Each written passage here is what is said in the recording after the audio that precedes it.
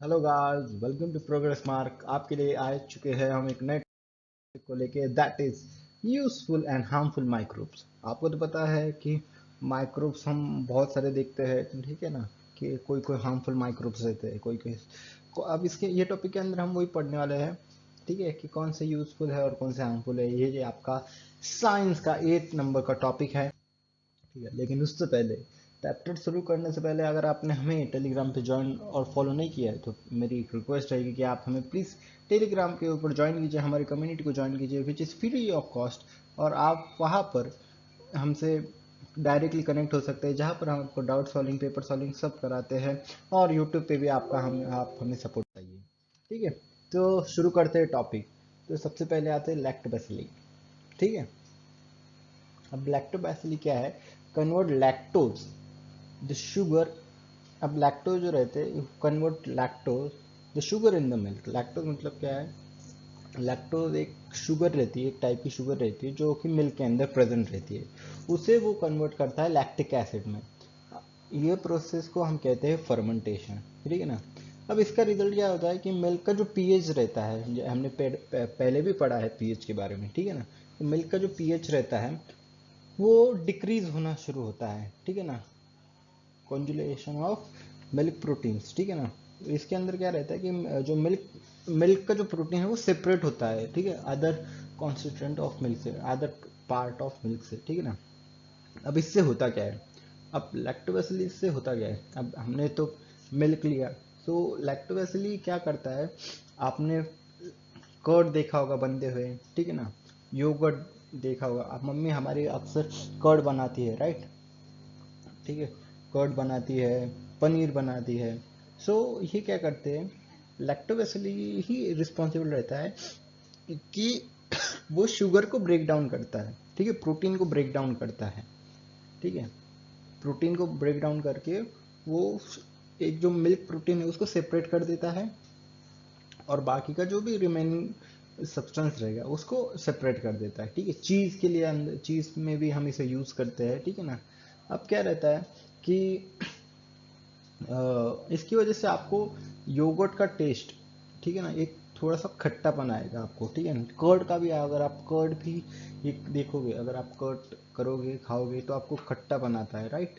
तो उसी की इसकी वजह से ही होता है। पनीर में भी एक स्लाइटली हल्कापन आता है, ठीक है ना। तो लैक्टोबैसिली क्या है कि ये भी एक माइक्रोब है, ठीक है। वो क्या करता है? Convert lactose into lactic acid, ठीक है। और क्या करता है?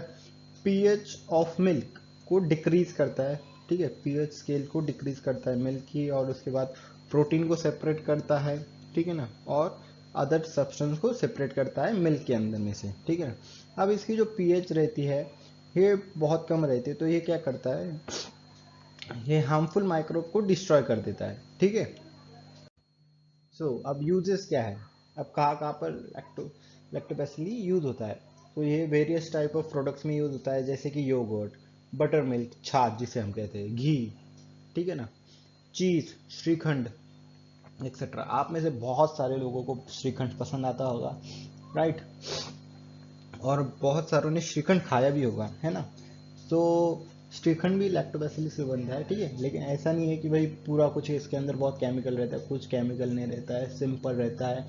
ह्यूमंस के लिए भी हार्मफुल कुछ नहीं रहता है, ठीक है ना। अब क्या है?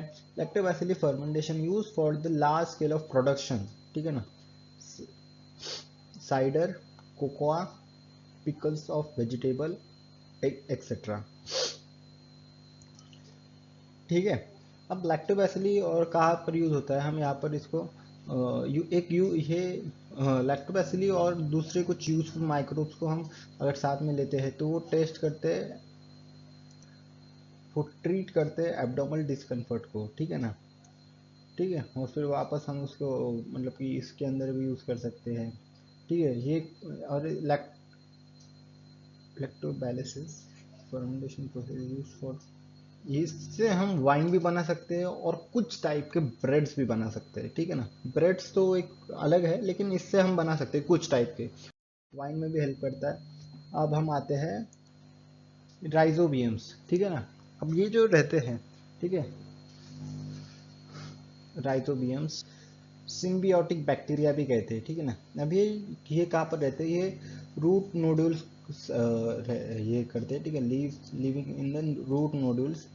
ये न्यूट्रिएंट ये सप्लाई करते हैं nitrate, nitrates and ammonia acid to the plant, ठीक है, एक्सचेंज ऑफ एनर्जी, ठीक है ना, which is form of carbon dioxide, sorry, carbohydrates from it, ठीक है। ये क्या करते हैं, ये रूट नोड्यूल्स के अंदर प्रेजेंट रहते हैं, आप ये देख सकते होंगे, ये देखिए, ये जो आप देख रहे हैं, ये रूट नोडल्स के अंदर प्रेजेंट रहते हैं, ठीक है ना। और ये क्या करते हैं, ये प्रोवाइड करते हैं, ये सप्लाई करते हैं nitrate, nitrites, ammonium, ammonia acid, ठीक है ना, प्लांट्स क्यों, एक्सचेंज ऑफ एनर्जी के, ठीक है ना, जो कि कार्बोहाइड्रेट्स रहती है, ठीक है ना।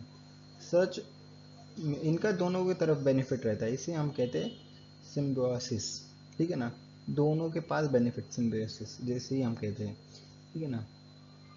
Mutually beneficial relationship is known as symbiosis. Rhizobium produce nitrogenous compound from atmospheric, ये नाइट्रोजीनियस कंपाउंड करते हैं और ये प्लांट के लिए बहुत हेल्पफुल रहता है, ठीक है ना। एटमॉस्फेयर से ये नाइट्रोजन लेते हैं और नाइट्रोजीनियस कंपाउंड बनाते हैं, ठीक है। अब जैसे कि आप पे पता है कि ये प्रोसेस होती है नाइट्रोजन फिक्सेशन, तो इनको लगता है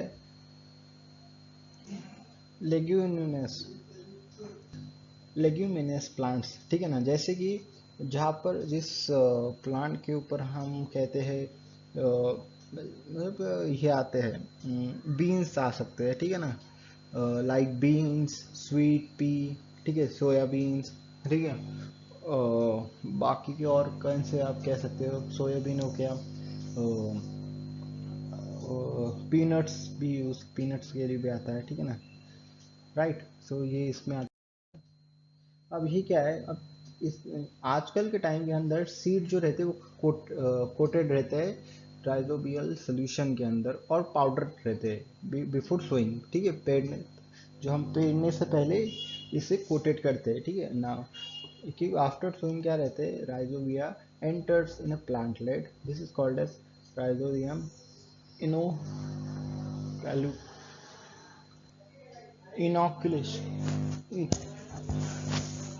inoculation, ठीक है, इनोकुलेशन। और ये जो एक्सपेरिमेंट रहता है ये हेल्प करता है नाइट्रोजन सप्लाई करने के लिए सीरियल एंड अदर क्रॉप्स, ठीक है, बिसाइड द लेग्यूमिनस क्रॉप्स, ठीक है। अब आते हैं ईस्ट। अब जैसे कि मैंने आपको पहले बताया था कि ईस्ट से ही ब्रेड बनता है आपका, ठीक है। अगर आपने देखा होगा कि घर के अंदर जो इडली रहता है, ठीक है ना, इडली का जो बैटर रहता है उसके अंदर भी कभी कभी हम ये करते यूज़ करते हैं ईस्ट को फर्मेंटेशन होने के लिए। अब ईस्ट क्या है, एक यूकैरियोटिक सिंगल सेल मेम्ब्रेन है, ठीक है ना, माइक्रो ऑर्गेनिज्म है, सिंगल सेल माइक्रो ऑर्गेनिज्म। ये क्लासीफाई होता है फंगस किंगडम के अंदर, मेंबर ऑफ फंगस, फंगाई जिसे हम कहते हैं, ठीक है। और ये जो फर्स्ट ईस्ट जो ओरिजिनेट हुआ था वो 100 मिलियन ईयर्स ऑफ एगो हुआ था, ठीक है ना। और इसके एटलीस्ट 1500 स्पीशीज करंटली पता है, रिकग्नाइज है, ठीक है ना। वो परफॉर्म करते हैं असेक्सुअल रिप्रोडक्शन, और वो मेथड जो असेक्सुअल रिप्रोडक्शन है उसी मेथड को हम कहते हैं बर्डिंग। ईस्ट के अंदर ये बर्डिंग करते हैं, ठीक है ना। अगर आप देखो ये ईस्ट है, ये सॉलिड फॉर्म में है और ये थोड़ा पाउडर फॉर्म में है, ठीक है ना। इसको यहाँ पर ये ब्रेड में यूज होता है आपके, ठीक है, जिससे कि आपका ब्रेड फूले, ये फूलता है, ठीक है ना। और आप इसको कोई इसमें डालो, ये क्या करता है, शुगर को खाता है, ठीक है। आप ब्रेड का, आई डोंट नो आप में से कितने लोगों को पता है, ब्रेड और केक्स के अंदर आपको पता है कि हम ऐड करते हैं, मतलब कि हमारा जो डो रहता है वो ऐड करते हैं, उसके अंदर आप शुगर, मैदा वगैरह सब डालते हैं, ठीक है ना। सो ये क्या करता है, जब आप इसके अंदर ईस्ट डालोगे तो वो शुगर और प्रोटीन्स को लेगा, ठीक है, उससे वो फूलेगा, ठीक है। आप कुछ चीज़ को कुछ टाइम के लिए रखना पड़ता है, ठीक है, हाफ और 1 आवर तक के लिए इसको रखना पड़ता है, और फिर वो फूलेगा। जब वो फूलेगा तो बहुत मतलब कि आपको बहुत मतलब कि फ्लफी फ्लफी सा डो देखने के लिए मिलेगा, ठीक है।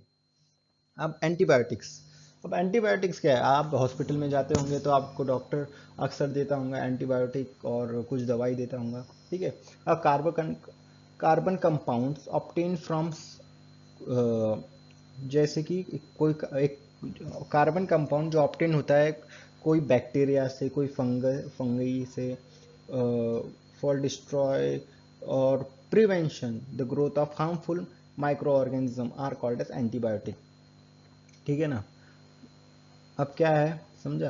कार्बन कंपाउंड जो हमें ऑब्टेन होता है बैक्टीरिया से, फंगाई से, ठीक है, किसके लिए, डिस्ट्रॉय करने के लिए और प्रिवेंशन के लिए growth of harmful micro organism, ठीक है ना। इसे हम कहते हैं एंटीबायोटिक्स। एंटीबायोटिक जो है वो डिस्कवर हुआ था 20वीं सेंचुरी में। इन्होंने रिवोल्यूशन लाए थे, ठीक है, मेडिसिन के अंदर। इवन डिसीजेस जैसे कि ट्यूबरकुलोसिस, टीबी जिसे कहते हैं, टीबी का फुल फॉर्म ट्यूबरकुलोसिस याद रखना, has been almost completely elected for some countries, ठीक है ना। इरेडिकेटेड का मतलब नाश, ठीक है ना, कि जैसे कंप्लीटली नाश हो गई थी कुछ कंट्रीज, ठीक है ना, नाश कर दिया था, ठीक है ना। अब एंटीबायोटिक मेनली एक्ट करता है अगेंस्ट बैक्टीरिया के, ठीक है ना, और कुछ एंटीबायोटिक डिस्ट्रॉय करता है प्रोटोजोआ को, ठीक है ना, ये आपको ध्यान में रखना है। एंटीबायोटिक कैसे ऑब्टेन होता है, सम बैक्टीरिया एंड फंगाई से, जो कि डिस्ट्रॉय करते हैं और प्रिवेंट करते हैं growth of harmful micro organisms, ठीक है, उसे हम कहते हैं एंटीबायोटिक, ठीक है। अब पेनिसिलिन, पेनिसिलिन क्या है, ये ग्रुप है एंटीबायोटिक का जो कि ऑब्टेन होता है फंगस से। पेनिसिलिन ये जो रहता है वो कंट्रोल करता है इन्फेक्शन को, जो कि हुआ है आपको बैक्टीरिया से, जैसे कि स्टेफिलोकोक्साई, ठीक है ना, staphylococcus etcetera. Medicine contain penicillin are useful for treatment certain bacteria, ठीक है, certain bacteria bacterial infection जैसे कि ear, nose, throat and skin, as well as diseases like pneumonia and scarlet fever, ठीक है ना। पेनिसिलिन जो आपको पता है, पेनिसिलिन क्या करते हैं, ये यूजफुल होती है सर्टन बैक्टीरियल इन्फेक्शन, जैसे कि आपके ईयर के अंदर इन्फेक्शन हो जाता है, कभी कभी नोज के अंदर, थ्रोट के अंदर, स्किन के जो इन्फेक्शन रहते हैं, ठीक है ना। और ये एज वेल एज ये क्या करती है डिसीज, और ऐसे भी डिसीजेस को ये करती है, कवर करती है। निमोनिया हो गया, स्कारलेट फीवर हो गया, ठीक है।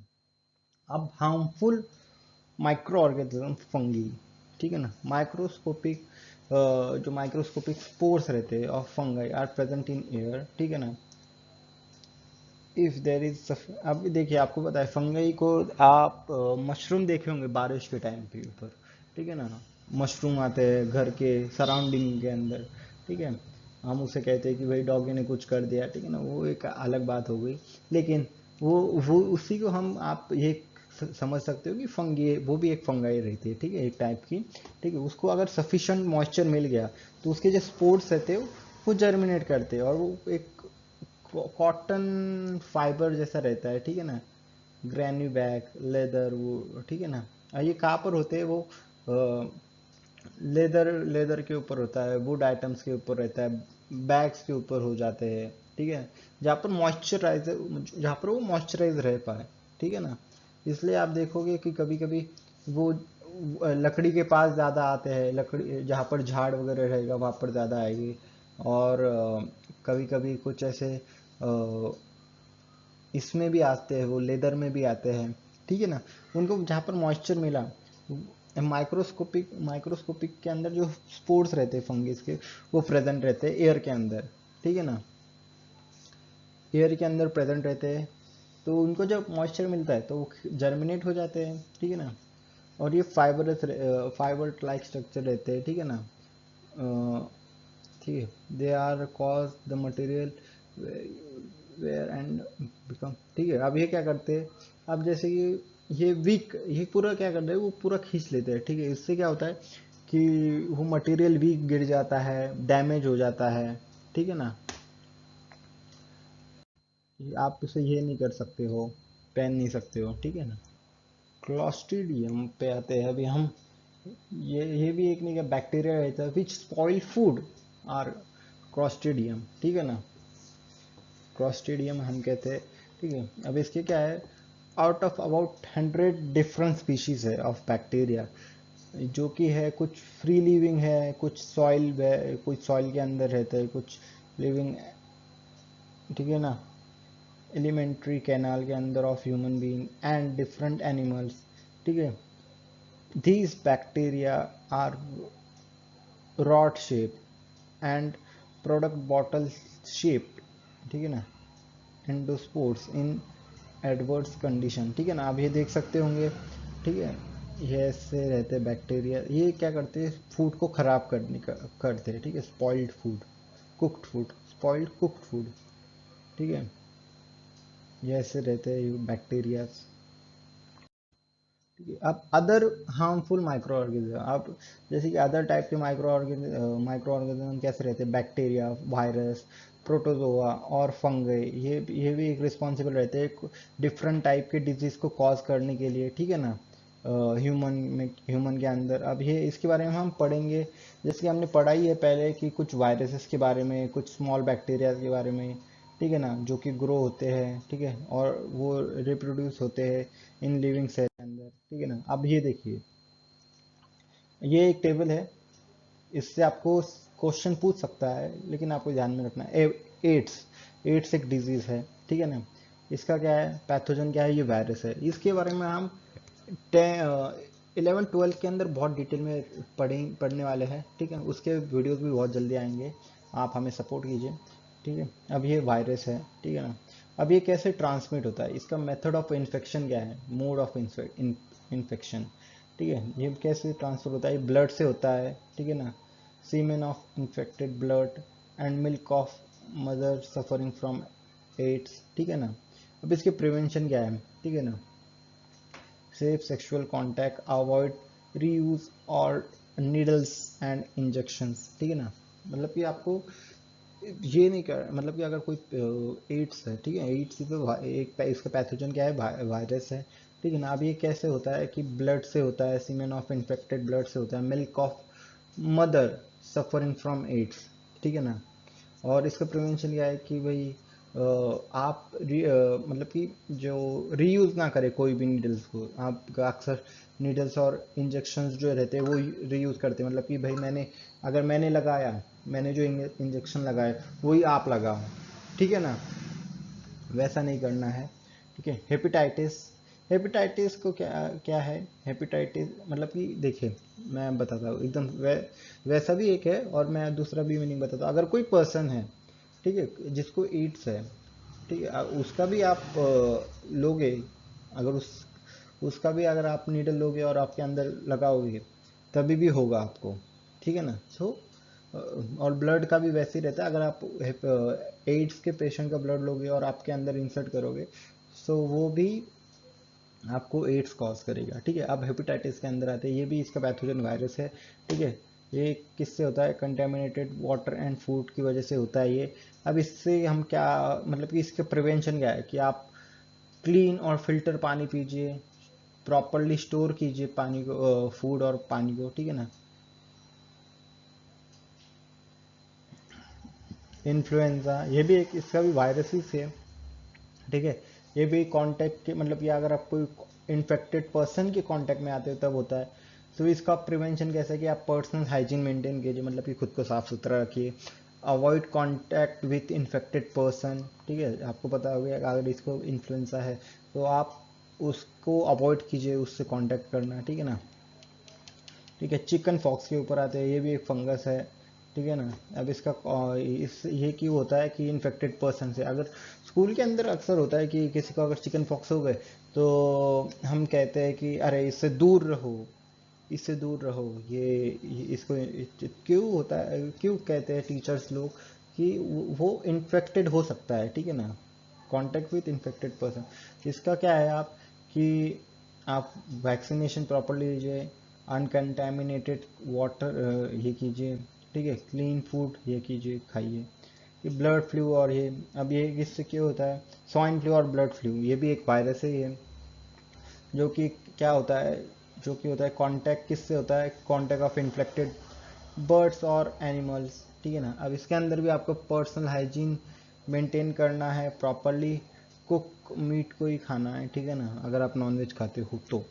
डेंगू, डेंगू भी एक वायरस है, ये किससे होता है, डेंगू तो आपको पता है कि मॉस्किटो से होता है, ठीक है ना। अब इसके अंदर आप क्या है, आपको कैसे रखना है ये पता होना चाहिए आपको, कि आपको क्लीनिंग रखना है सराउंडिंग के अंदर, वाटर को स्टोर नहीं होने देना है, मतलब कि वाटर को स्टोर मतलब कि टायर वगैरह के अंदर रहते हैं, हमारे एरिया के अंदर टायर वगैरह स्टोर रहते हैं, उसके अंदर बारिश गिरती पानी आ जाता है, तो वैसे नहीं करना है, ठीक है ना, मॉस्किटो को कंट्रोल करना है, ठीक है।